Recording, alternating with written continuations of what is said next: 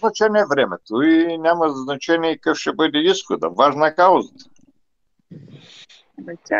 Каузата. Мен ми се струва ситуацията в България е такава, ето виждаш никаква реакция сред хората, които знаят за твоя случай, мълчат. Това говори безнадежно, тежко е положението. Трагично е.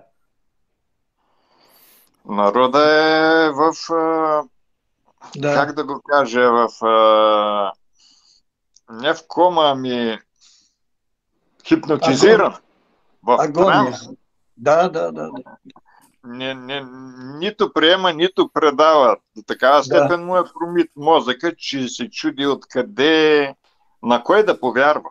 Ама то кой не го лъга през тези 3 години. Вижте, Слави Трифонов системата си го отглежда, аз съм го писал това преди години. Отглежда си го системата, включи го в точния момент. Виждате как всичко отиде на подяволите. Народа се деорганизира, чуди се на кой да такова, на коя партия да гласува доверие, но те, която и партия да... виждате ли, една партия не застава зад моята кауза. Несправедлива ли е, мамо стара? Толкова им е акъла изглежда. Една партия.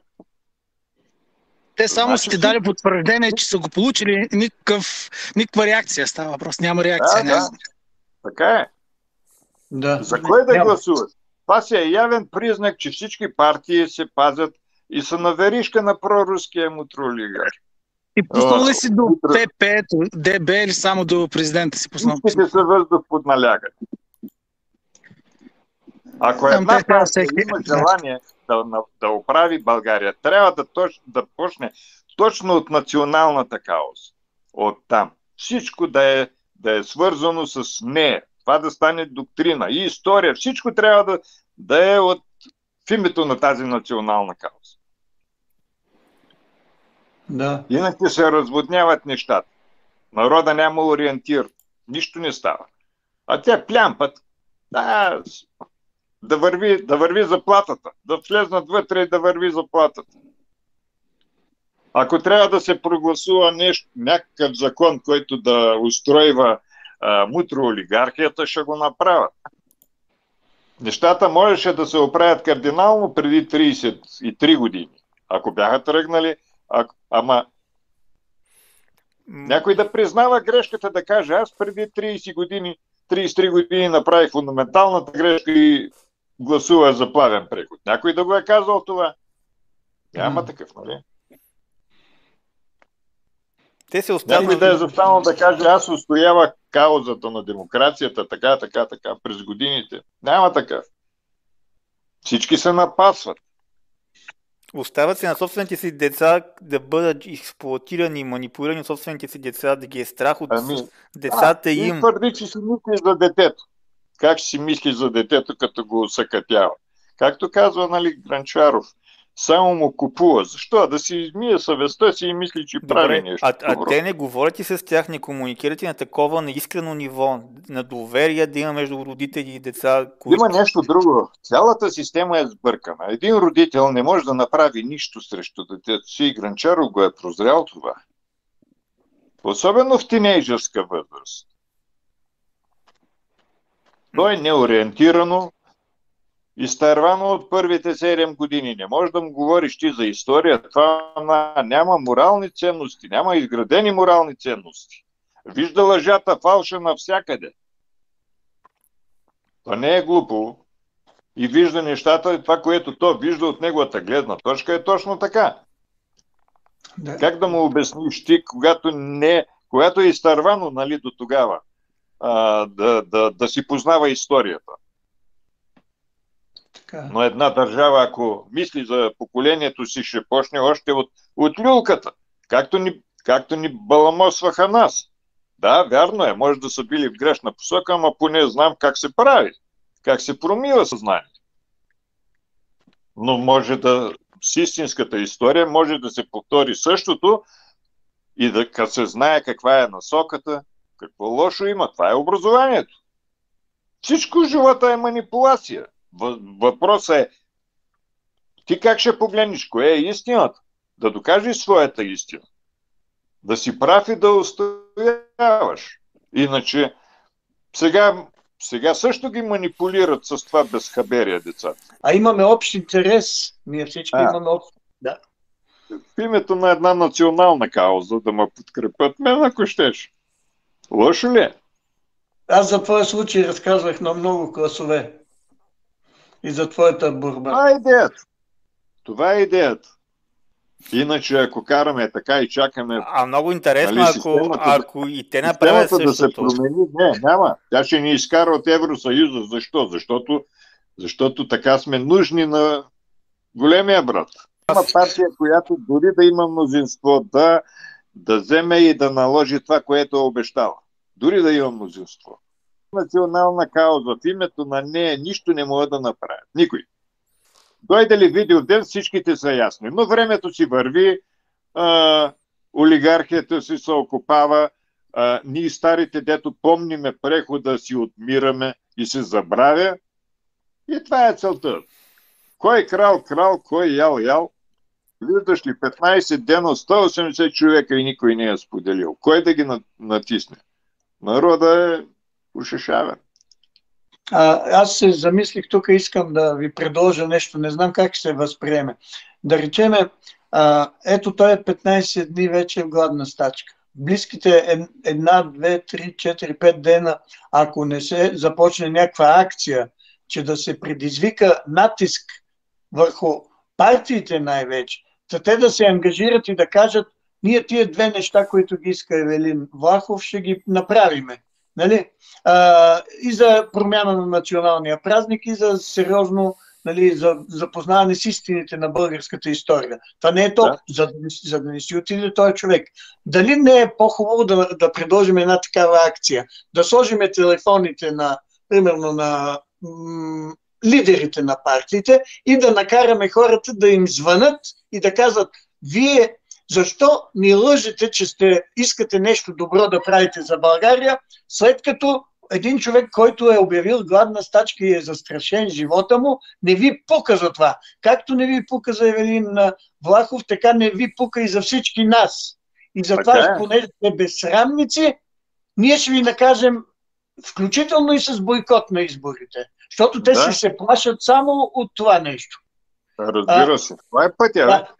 Дайте за няколко дни да го направим това и примерно напочнат да му звънат на ден, да речем, по 10-15 човека на Бойко Борисов, на Корнелия Нинова, ония как се прави за права и свободи, Ибрахим Карадая. Защо, като се борят за права и свободи, ето в случая трябва да се трогнат за един български гражданин, който живота си дава за свободата на България. Мисълта ми е, защото ако стоим и чакаме някой сам да се сети, няма да стане. Според мен, ако се върнем назад в разговора, китаеца се обиди, че го разпознахме и го разобличихме. Ако използваме този подход, точно в което казваш, те ще направят също и с нас. На тях не им пука, ако на него не му обърна внимание. Също ще направят с нас, ако на него не обърна внимание. Ето това е един пример на един човек, един българин е казал, аз си жертвам живота за България. А политиците, които казват, ние работим за доброто на всички българи, не им пука от това, че един българин си отиде заради тях, заради тяхното нехайство. Щом е така, значи те ни лъжат. Това е доказателство, че ни лъжат. Но, Евелин, виж сега, щом няма да се трогнат водачите на този народ, а и щом самия народ е затънал в безразличие, струва ли си да се жертва за такъв народ? Да. Аз си мисля, че той го прави за собствена кауза. Той вярва този човек в това нещо. Вярва. Той за това го прави. Защото ти не толкова те интересува, че да и някой ще разпознае, колкото за себе си го правиш, че ти вярваш, че това ще се че има смисъл. Има смисъл. Илия Минев е умрял в бедност и не е имал кой да му донесе вода. Да, така е. Всички го изоставиха, а тогава беше на власт СДС. Виждаш какви шутове бяха в СДС? Да. Не? Знаеш кого говоря? Синия шут. Той, който раздаваше шутове ли? Георги, какво беше той? Също го ведо, да. Георги, забравих му името. Конституционният съдия. Георги Марков. Георги Марков, да. Кербаджията, да. Който раздаваше шутове, сини шутове. Той подлога, той навсякъде. Той Гербаджи и Седесари, доносници. Той живее в Унгария, живее в Унгария. Какъв българин? Те са универсални, бе. Те са като хамелиони, бе. Те не устояват днеска да устоява една кауза и ако каузата му в момента е губеща, да каже чакай малко, аз ще поизчакам малко, ще минат години, се завърти колелото, аз пак ще излезна прав. Искате ли да звъниме на кандидат-депутати от Демократична България и Продължаваме промяната, които на лична основа, така да ги ангажираме, да направят нещичко, защото между нас казано, всъщност аз го казвам публично, те, ако имат акъл, биха се възползвали от този казус, включително и с предизборна цел, ако могат да си направят сметката, защото така наречените патриоти, дето гласуват за Възраждане, една част от хората, ако имат от тях здраво чувство за българския дух и прочее, те биха преоценили поведението си и биха се насочили към... Защото той е патриотичен блок от избиратели, така да ги нарека. Аз също смятах, че ще яхнат вълната, каузата и така нататък. Но се оказва, че те са рожба на, знаете, АБФК. Активни борци против фашизма и капитализма. Как ще ритат? Няма такъв вариант. Всичкото е мимикрия, вече. Добавите на всички тези, които познавате, дето сте сигурни, нали, ги виждате, знаете им кариерното развитие, да видите каква ще е реакцията. Да, това са много такива ясни примери за проверка на доверието. За проверка на доверието.